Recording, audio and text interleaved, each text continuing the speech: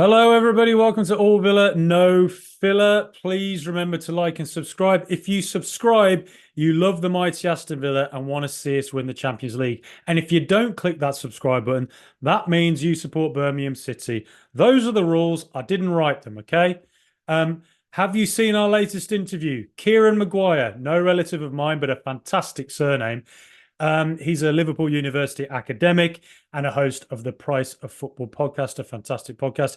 He's essentially a specialist in PSR, or formerly known as FFP. You really should go and check it out. We talk about why PSR exists. We talk about the pros and cons, the controversy around it. We talk about how it impacts Aston Villa directly, particularly this summer.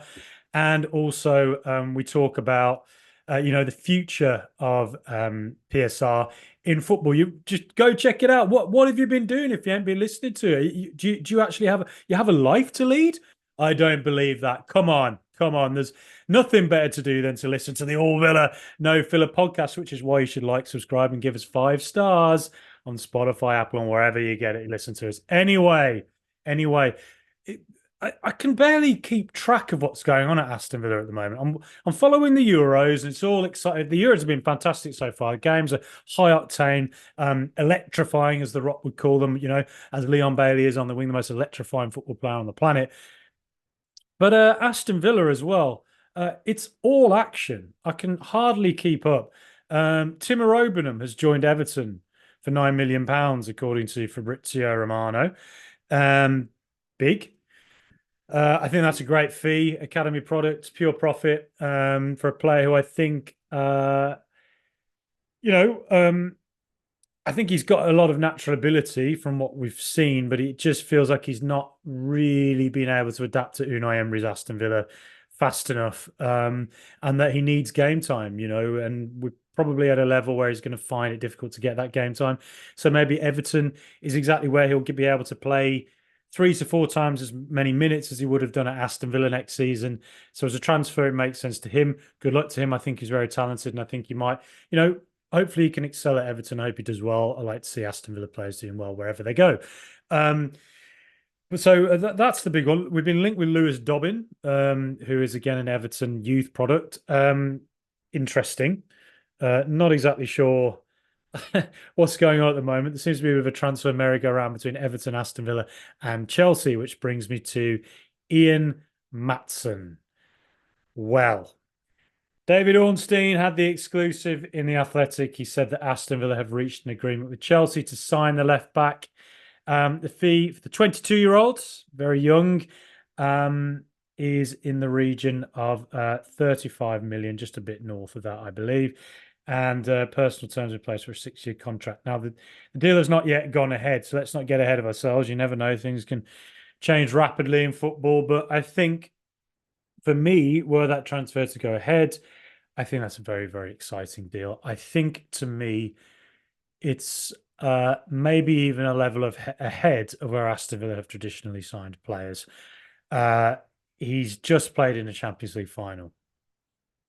I know he made a mistake in it, but you don't hold that against him. Every player makes a mistake.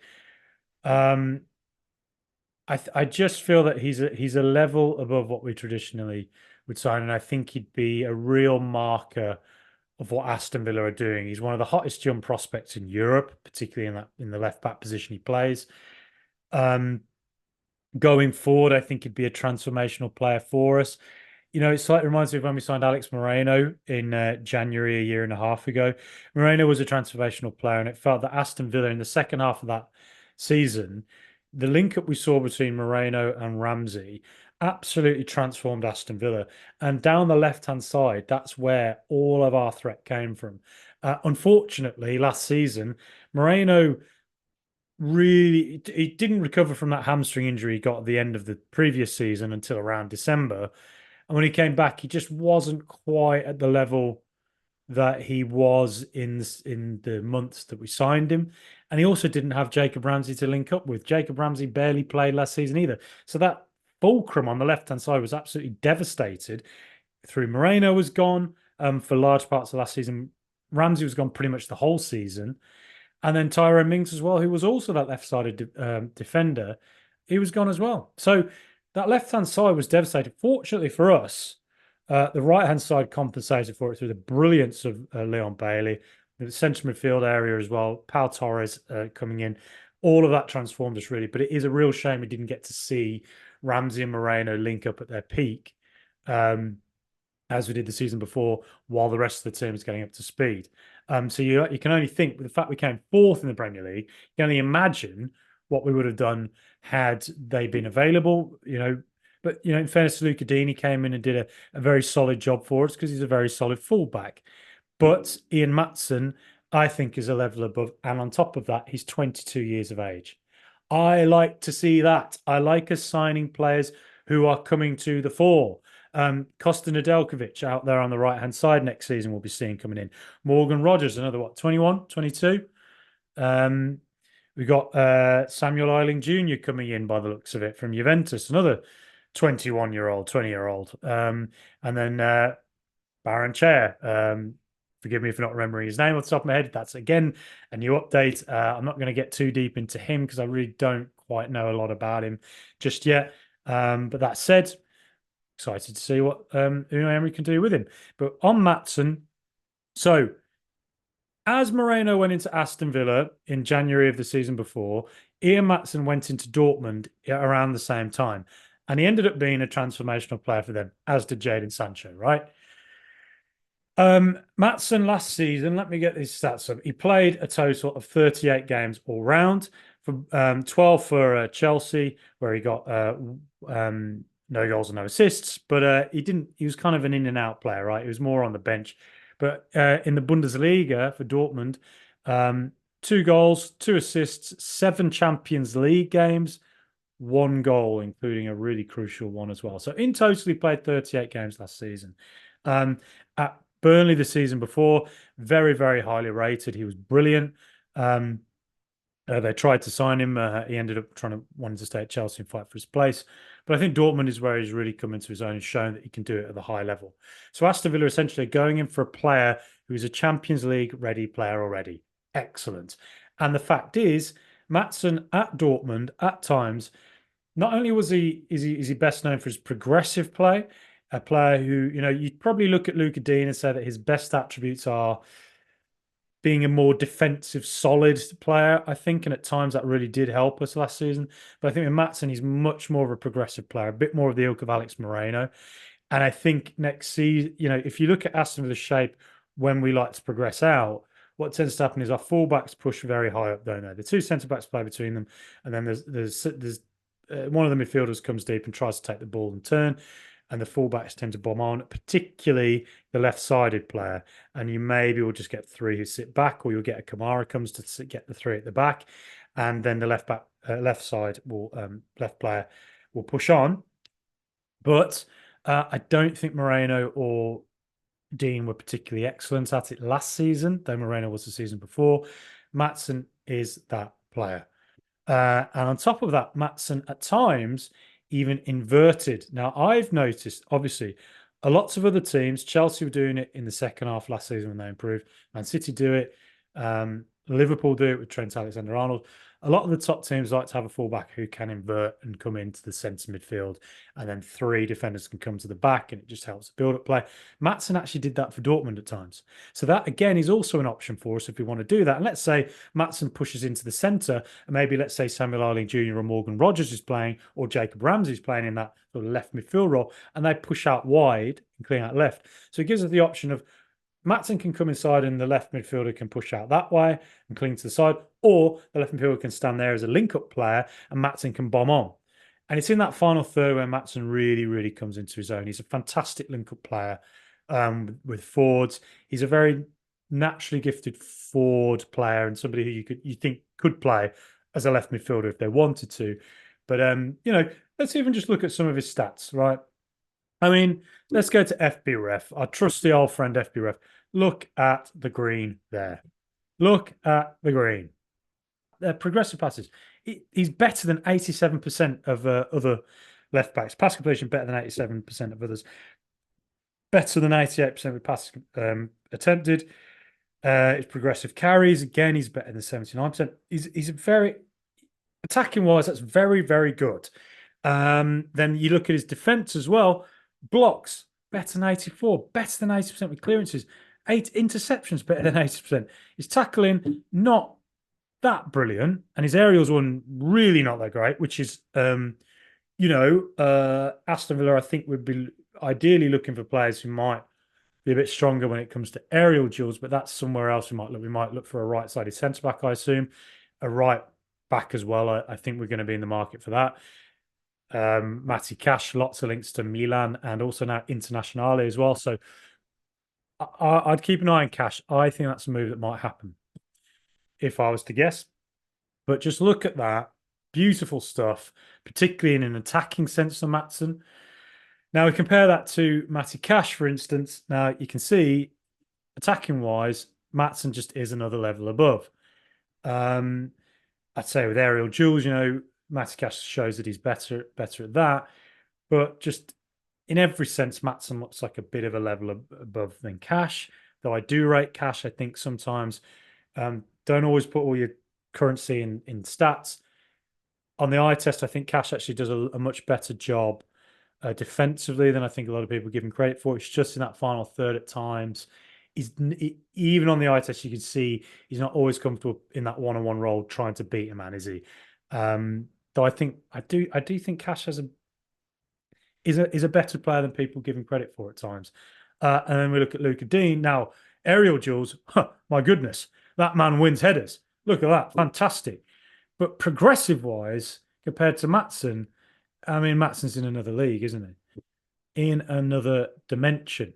So again, in an attacking sense on the left-hand side, you have to say that Maatsen just looks like a player who's going to transform us attacking-wise, pushing into that final third and just linking up play, hopefully with a fit Ramsey, a Rodgers, or an Eiling Jr. who's going to be out there. The options there, suddenly those options are, wow, that left-hand side suddenly sounds like it could be very, very powerful indeed. But we also have to look at Alex Moreno. Now, look at Moreno. Progressive-wise, he's pretty good, isn't he? His carries, take-ons, touches, progressive passes recorded, clearances as well, interceptions. So Moreno's a bit closer, I think, in the profile to Ian Maatsen than I'd say Luca Dean is. I think Matty Cash is in the same ballpark as well as Maatsen, but I just think Maatsen has that. He has youth, experience the Champions League. It's all there. So I really think there's it's an exciting prospect, and I think for Aston Villa, it is a bit of a he's a how do you say it? He's setting the stall out. I think that's a real message to the rest of Europe. If Maatsen joins Aston Villa, don't rule out Dortmund coming in for him as well.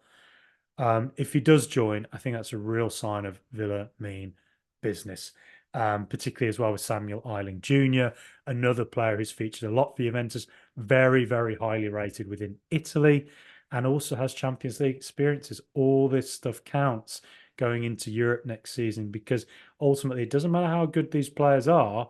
If you have that Champions League experience, it makes a big difference. Other than that, just looking around, not much more to add really. I just think attacking wise on the left hand side, I just can't help but feel that it reminds me of when Alex Moreno joined Villa and he'd be a transformational player. It does make you wonder about the future of Moreno and Dean. I know a week ago, so Moreno was linked heavily with the return to Real Betis. Again, what is he? He's over 30. He's about 30, 31 now, Moreno. Probably not on the biggest wages compared to Luca Dean, who is on very big wages indeed. But Dean does offer a slightly different profile to Maatsen, and you do think if there are games next season where, let's say, an opposition team are exploiting the fact that Maatsen's getting forward all the time and they're hitting us in that gap, and you need a player to just sit a bit deeper, you'd firstly hope there'd be a centre back or a midfielder who can compensate for that. But maybe a Luca Dean who might just stick in that position and is a bit stronger in the tackle. Maybe his profile is useful for us. But again, we all know he's on big wages. And again, he's probably a little bit older. So you do wonder, is he a player that might be, if a bid comes in, he might be one who goes on. I can barely keep up this transfer window. I'm going to look a bit more into. I want to get an interview on Ian Maatsen, somebody who can talk with a bit more expertise than I can. Obviously, I'm just coming at you with pure amateur.